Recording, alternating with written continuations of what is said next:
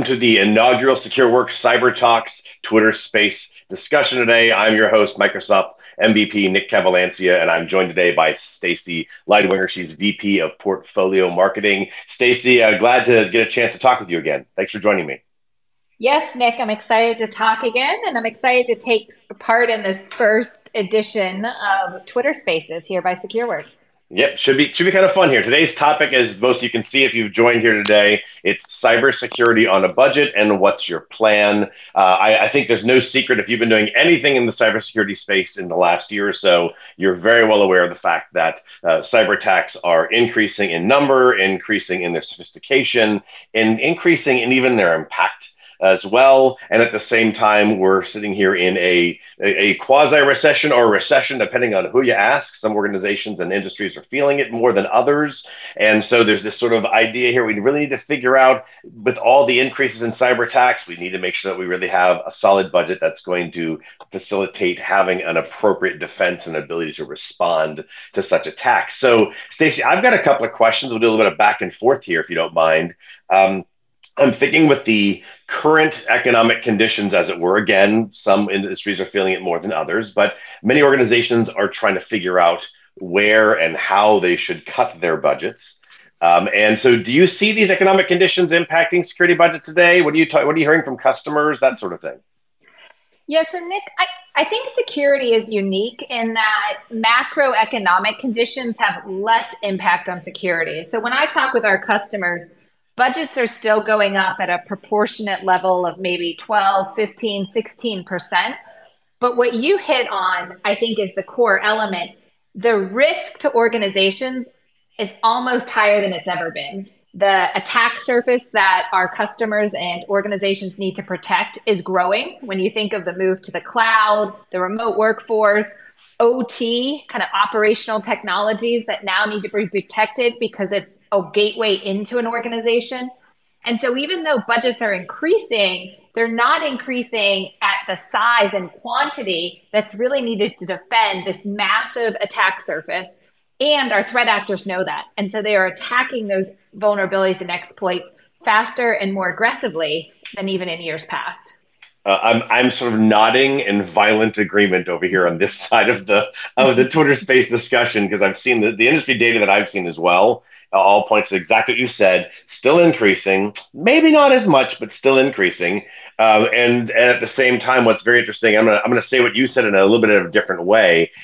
The increase that we're seeing is certainly not proportional to the increase in cyber attacks. And so that means if you sort of think about that, and all of you that are listening today, that means that, of course, the threat actors are gaining ground and kind of making a larger headway in terms of their end of this cyber war, as it were.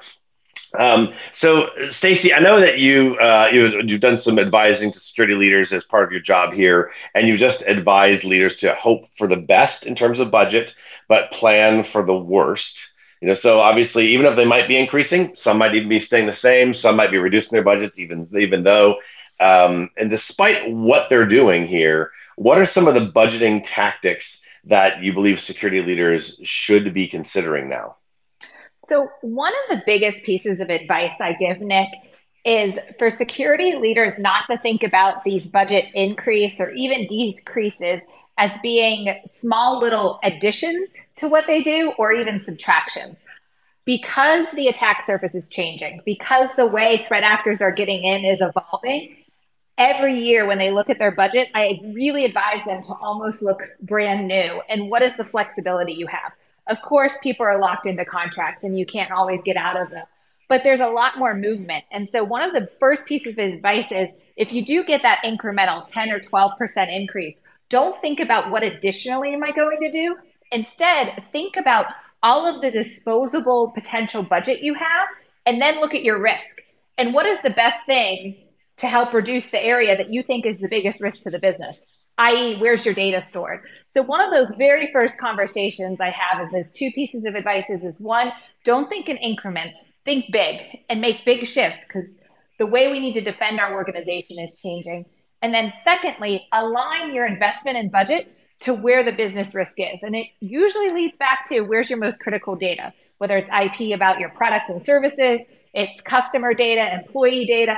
That's what we're trying to defend, and that's what threat actors are trying to go after.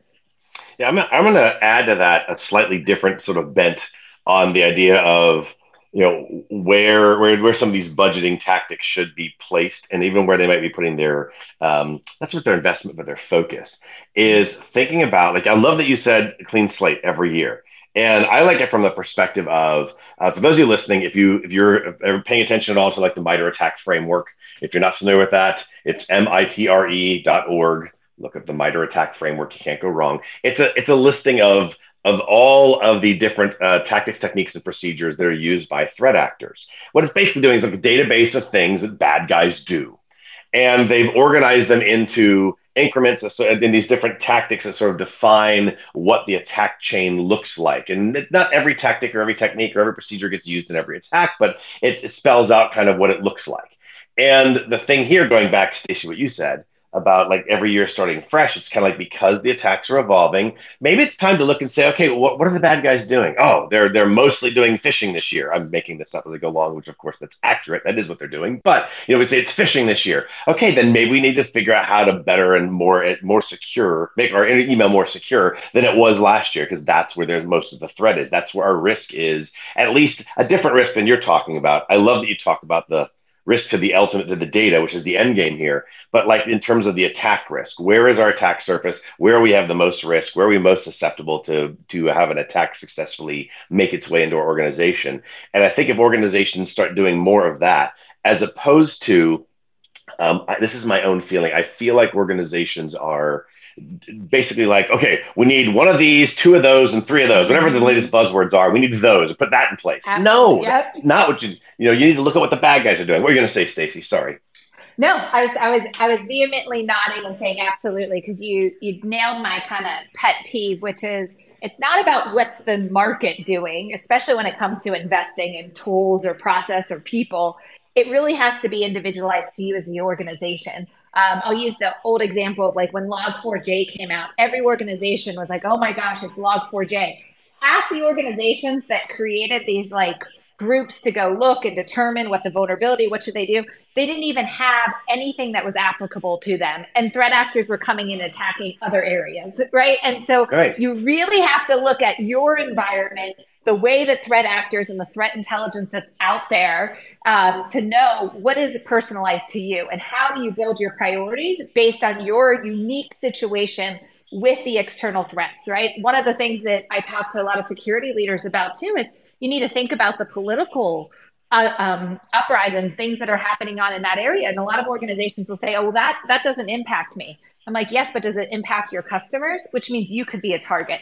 So you really need to think about all these dynamics that are out there from the threat actor's perspective to your own environment, and then build your best plan and align the budget to that.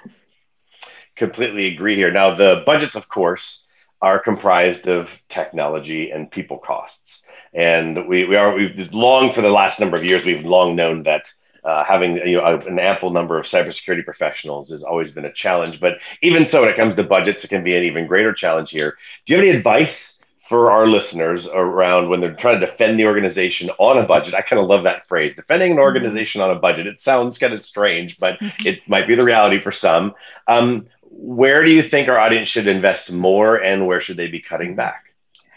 So my first advice is not even like, do you invest more in technology or more in people? And people too could be, do I hire more, which is hard in this, as you just said, the lack of security talent, or do I potentially outsource? I still think that is kind of a outdated, 5 years ago way of thinking, because in security, this world between product, services, and what it is has become so melded that there's a lot of solution offerings that really combine the powers of both of them to help organizations defend against cyber attacks. And I'll give an example around the managed detection and response space, MDR. That's where Secureworks, one of the areas that we really help organizations. And we come in and we deliver, I'm going to throw out another buzz term, an extended detection and response, XDR platform. But what we're doing is we're pulling that telemetry from all those attack surface elements, applying our own detections and intelligence upon it so we can detect threats. But what we do for organizations that don't have an internal SOC or don't have the capabilities to defend for themselves and use those insights is we can layer a leverage of managed detection and response on top of that, where you're using our SOC or even our partner SOC. We have a lot of partners that use our technology and then deliver MDR services on top. And so I challenge security leaders, it's not just MDR, there's other markets like this, to stop thinking about people and tech and think about the problem. And how do you solve that problem? And is it a mixture potentially of the two, but they're really combined into one? And I've had security leaders say they saved money because they used to think, okay, I've got to go buy the technology, like a SIM, for example, and then I'll have to hire a team or outsource a team to manage it.